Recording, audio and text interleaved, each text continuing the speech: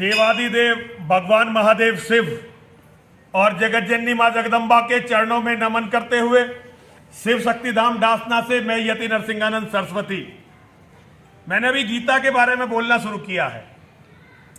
तो आज ये एक तरह से तीसरा पाठ गीता का आज मैं उन लोगों को दे रहा हूं जो मेरे द्वारा गीता को सुनना चाहते हैं, गीता को समझना चाहते हैं। गीता जो है एक ज्ञान है जो भगवान योगेश्वर श्री कृष्ण ने मानवता को दिया है, और मानवता को यह ज्ञान देते समय उन्होंने अपने परम शिष्य को, अपने संबंधी को, अपने सखा को, अर्जुन को माध्यम बनाया है। और देखिए परिस्थितियों को देखिए, महाभारत के महायुद्ध के आरंभ होने से पहले ये प्रवचन, ये ज्ञान, ये विज्ञान भगवान योगेश्वर श्री कृष्ण ने अर्जुन के द्वारा मानवता को प्रदान किया है। वो क्षण जब दुनिया का सबसे बड़ा महाविनाश, आज तक के इतिहास का सबसे बड़ा युद्ध शुरू होने वाला है, उससे पहले ये गीता का ज्ञान मानवता को दिया गया है।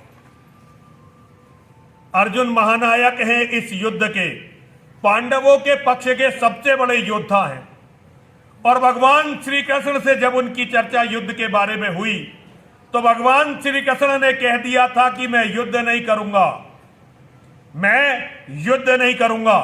लेकिन यदि कोई तुम में से चाहे, दुर्योधन से और अर्जुन से दोनों से बताया था, अगर तुम में से कोई चाहे तो मैं उसके पक्ष में रह सकता हूं और मार्गदर्शन कर सकता हूं। और जब अर्जुन ने भगवान श्री कृष्ण को चुन लिया, आप जरा बातों पर ध्यान दीजिए, जब अर्जुन ने योगेश्वर को चुन लिया तो योगेश्वर ने अपने लिए जो कार्य चुना वो कार्य था अर्जुन के रथ पर सारथी के रूप में बैठ जाना। जरा ध्यान से सुनिए और इस संकेत को समझने का प्रयास करिए। हमारे यहां बहुत सारे लोगों ने हमें यह समझाने की अब प्रयास किया है कि तुम भगवान की पूजा करो, भगवान की आराधना करो और भगवान तुम्हारी सारे परेशानियों को हल कर देंगे, तुम्हारी सारी परेशानियां दूर हो जाएंगी। लेकिन भगवान ने जो बताया है यहां पर, भगवान ने यह बताया है कि यदि तुम्हें अपने जीवन में जय चाहिए, विजय चाहिए, यदि तुम्हें अपने जीवन में अवसाद से छुटकारा पाना है, पराजय से छुटकारा पाना है, यदि तुम्हें अपने जीवन में राज्य पाना है, ऐश्वर्य पाना है, तो कर्म तुम्हें करने पड़ेंगे। लेकिन मेरे अनुसार यदि तुम मुझे अपना मानकर मेरे अनुसार कर्म करोगे तो तुम्हारी विजय होगी। इसका नैतिक दायित्व मैं लेता हूं। यह भगवान का संदेश है जो हम में से हर एक को समझना था, लेकिन हमने नहीं समझा। लेकिन अभी देर नहीं हुई है, हम इस संदेश को ग्रहण कर सकते हैं। और एक बात समझिए, जो लोग भगवान को अपने मन में बसाते हैं, भगवान को अपने हृदय में जगह देते हैं, जो लोग भगवान को अपना मानते हैं और भगवान को अपना मानकर अपनी समस्याएं भगवान पर नहीं छोड़ देते। एक तो वो लोग हैं जो भगवान को अपना मानते हैं और भगवान पर समस्याएं छोड़ देते हैं।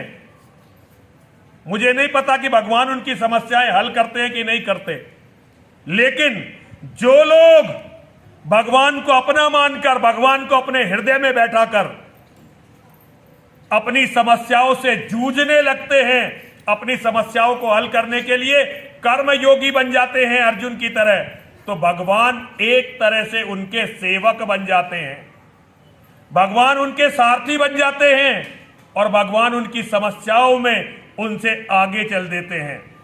कर्म प्रधान विश्व रचि राखा, गोस्वामी तुलसीदास जी ने कहा है, कर्म प्रधान विश्व रचि राखा, जो जस करित तस फल चाखा, सकल पदार्थ है जग माही, कर्महीन नर पावत नाही, कर्महीन नर पावत नाही। दुनिया में हर चीज है जो भगवान ने बनाई है, लेकिन ये दुनिया कर्म प्रधान बनाई है। सब कुछ मिलेगा उसे ही जो कर्म करेगा, जो कर्म नहीं करेगा उसे कुछ भी प्राप्त नहीं होगा। जिसके कर्म अच्छे नहीं होंगे उसे कुछ भी प्राप्त नहीं होना है। ये भगवान ने तय करके इस धरती पे सबको भेजा है। अर्जुन ने भगवान की बात मानी है और अर्जुन अपने युद्ध को लड़ने के लिए तैयार है। अर्जुन अपने परिवार के स्वाभिमान के लिए लड़ने के लिए तैयार है। अर्जुन महासती द्रौपदी के अपमान का बदला लेने के लिए तैयार है। अर्जुन अपमान का बदला लेने के लिए तैयार है। अर्जुन अपने अधिकारों के लिए लड़ने के लिए तैयार है। तो आज योगेश्वर श्री कृष्ण सारथी बनकर अर्जुन के रथ पर बैठे हुए हैं। और यदि अर्जुन नहीं लड़ता, यदि अर्जुन पलायन को चुन लेता, तो भगवान योगेश्वर श्री कृष्ण अर्जुन को छोड़ देते।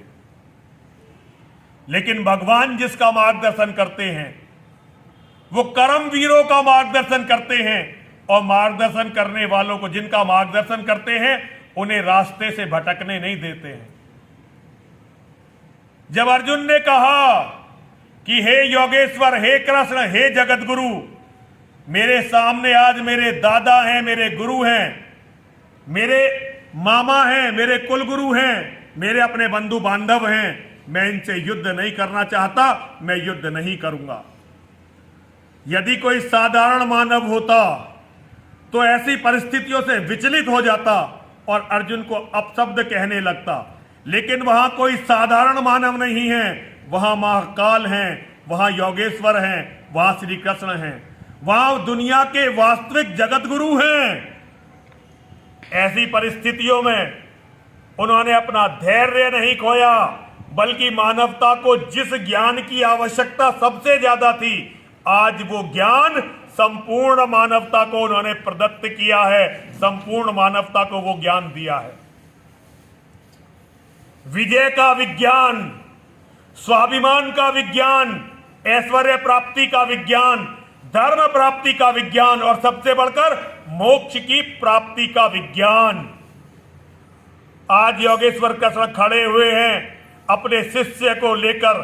उनका वह शिष्य जिस पर महाभारत के युद्ध का गुरुतर भार है, लेकिन आज वो मोह में, अवसाद में फंसकर कह दिया उसने कि मैं युद्ध नहीं करूंगा।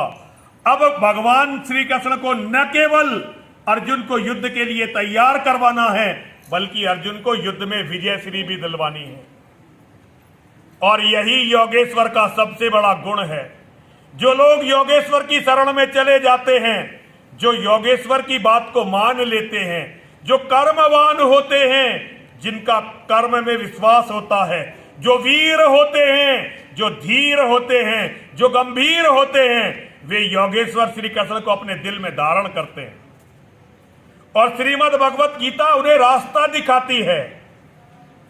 श्रीमद् भगवत गीता के एक एक अक्षर में स्वयं योगेश्वर विराजमान है।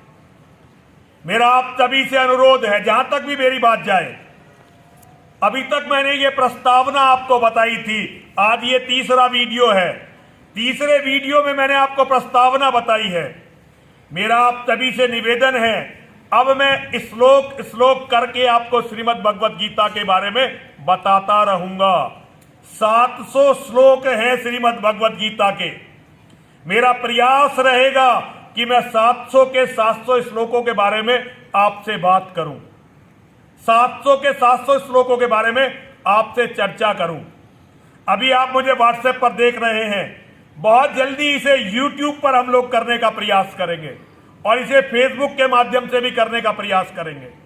लेकिन धीरे धीरे इसमें थोड़ा समय लगेगा। अभी हम शिव शक्ति धाम डासना एक समस्या में घिरा हुआ है। जैसे जैसे हमारी ये समस्या सॉल्व होती चली जाएगी, हम लोग इसे बेहतर तरीके से गीता की बात, गीता की चर्चा आपके साथ करते रहेंगे। जो लोग मुझे ये सौभाग्य दे रहे हैं कि मैं उन्हें गीता के बारे में बता सकूं, मैं उनको बहुत बहुत साधुवाद देता हूं, बहुत बहुत धन्यवाद देता हूं। यदि आपको मेरा ये संदेश अच्छा लगे, यदि आपको योगेश्वर श्री कृष्ण की गीता, उनकी पीड़ा और उनके दिखाए हुए मार्ग अच्छे लगे, तो इस ज्ञान को फैलाने में मेरा साथ दीजिए। ये वीडियो हो या यूट्यूब का लिंक हो, आपको ये ज्यादा से ज्यादा लोगों तक पहुंचाना है, ज्यादा से ज्यादा लोगों को समझाना है। यदि आप इसका प्रचार प्रसार नहीं करेंगे तो ये ज्यादा लोगों तक नहीं पहुंच सकेगा। लेकिन भगवान श्री कृष्ण के विचारों का प्रचार करना, उनके विचारों का प्रसार करना, ये अपने आप में ज्ञान यज्ञ होता है। आगे से जब भी आप गीता के बारे में चर्चा करें तो एक श्रीमद् भगवत गीता, चाहे इस्कॉन वाली चाहे गीता प्रेस वाली, ये दो सबसे अच्छी हैं, चाहे इस्कॉन वाली चाहे गीता प्रेस वाली, वो अपने सामने रखें ताकि मैं जब आपको वो श्लोक समझाऊं और वो श्लोक किस प्रसंग से जुड़ा हुआ है उसे समझाऊं तो आप इसे समझ सकें। देखिए, भगवान श्री कृष्ण ने जो गीता में श्लोक बताए हैं, जो ज्ञान दिया है, हर श्लोक उनके जीवन की जुड़ी हुई किसी ना किसी कथा से संबंध रखता है। ये योगेश्वर का वो ज्ञान है जिन्होंने उन्होंने इस मानवता को स्वयं जीकर दिखलाया है। उन्होंने केवल बात नहीं की है, उन्होंने इस ज्ञान को सारी दुनिया को जीकर भी दिखलाया है। तो हमें योगेश्वर के जीवन के सापेक्ष में गीता को समझना है। तो मेरा आप सभी से अनुरोध है कि एक गीता अगर आपके पास है तो बहुत अच्छी बात है, अगर नहीं है तो किसी तरह से मार्केट से ले लीजिए। और अगर आप कहीं दूर हैं, भारत से दूर हैं और आपको गीता नहीं मिल रही है तो आप कोई पीडीएफ गीता की निकाल लीजिए और उसका प्रिंट आउट ले लीजिए, गीता को सामने रखिए, मेरी बात सुनिए, मनन करिए। आइए हम सब लोग मिलें और भगवान योगेश्वर श्री कृष्ण की शरण में चलें। हम लोगों की ये जिम्मेदारी है कि हम भगवान श्री कृष्ण की शरण में जाएं, अपने आप को बचाएं, अपनी आत्मा को बचाएं, और जो लोग भी हमारी बात सुन रहे हैं हम उन्हें बचाने का प्रयास करें। मानव को, प्रत्येक मानव को अधिकार है इस ज्ञान का अध्ययन, मनन और चिंतन करने का। प्रत्येक मानव को अधिकार है यशस्वी बनने का, प्रत्येक मानव को अधिकार है ऐश्वर्यशाली बनने का, प्रत्येक मानव को अधिकार है धनवान बनने का, प्रत्येक मानव को अधिकार है राज्यों को जीतने का, और प्रत्येक मानव को अधिकार है धर्म के हिसाब से अपना जीवन जीकर मोक्ष को प्राप्त करने का, परमात्मा को प्राप्त करने का, परमात्मा में विलीन हो जाने का। श्रीमद् भगवत गीता का जो ज्ञान है ये बड़े सौभाग्य से किसी को मिलता है, और उससे भी ज्यादा सौभाग्य उसका होता है जो इस ज्ञान का प्रचार प्रसार करता है। तो मेरा आप लोगों से सभी से अनुरोध है, आइए हम सब लोग मिलें और मिलकर हम योगेश्वर की शरण में चलें। हर हर महादेव, हर हर महादेव, हर हर महादेव। इस वीडियो को लाइक करें, हमारे चैनल को सब्सक्राइब कर बेल आइकन जरूर प्रेस करें हमारी न्यू वीडियो सबसे पहले देखने